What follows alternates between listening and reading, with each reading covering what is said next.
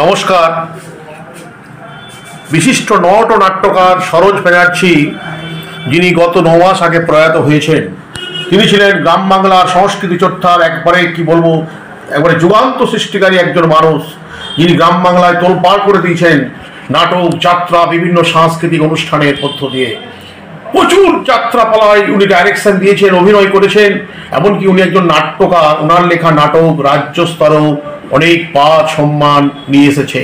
আমি নিজে ওনার নাটক অভিনয় করে 12 বার রাজ্য স্তরে সম্মান পেয়েছি, বেস্ট অ্যাক্টর হয়েছি আমি।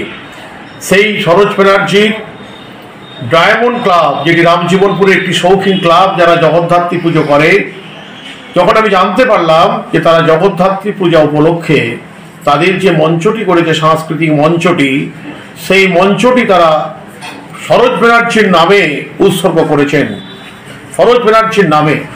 সাথে সাথেই আমি তাদেরকে বললাম, আপ্লুত হয়ে, বিমোহিত হয়ে, যে আমি প্রয়াত সরোজ ব্যানার্জির নামে যেহেতু আপনারা মঞ্চটি করেছেন, তার স্মরণে একটি যাত্রাপালা মঞ্চস্থ করতে চাই আমার নিজের টিম নিয়ে। তারা সম্মত হলেন এবং সেই অবস্থায় আগামীকাল আমরা সিদ্ধান্ত নিয়েছি, আগামীকাল যাত্রাপালাটি মঞ্চস্থ হবে মহাদেব হালদার রচিত, আমি অর্থাৎ উত্তম কুমার চৌধুরী নির্দেশিত আবহ পরিকল্পনায় আমার এবং নেপথ্য সঙ্গীত আমার, 7টি নেপথ্য সঙ্গীত আছে, সেটি মঞ্চস্থ হবে আগামীকাল। আমি সরোজ ব্যানার্জি আমার শ্বশুর মশাই, কিন্তু যখন আমি ক্লাস 4-এ পড়ি ওনার কাছ থেকে নাটকের পাঠ নিয়েছি, আমি ওনার কাছ থেকে নাটক শিখেছি।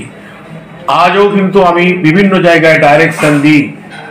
আমি আজকে ওনার স্মৃতিতে আগামীকাল যাত্রাপালাটি মঞ্চস্থ হবে, তাই সকলকে আহ্বান করছি আসার জন্য। সকলে আসবেন এবং সমৃদ্ধ করবেন, যাত্রাপালাটি সর্বাঙ্গ সুন্দর হবে।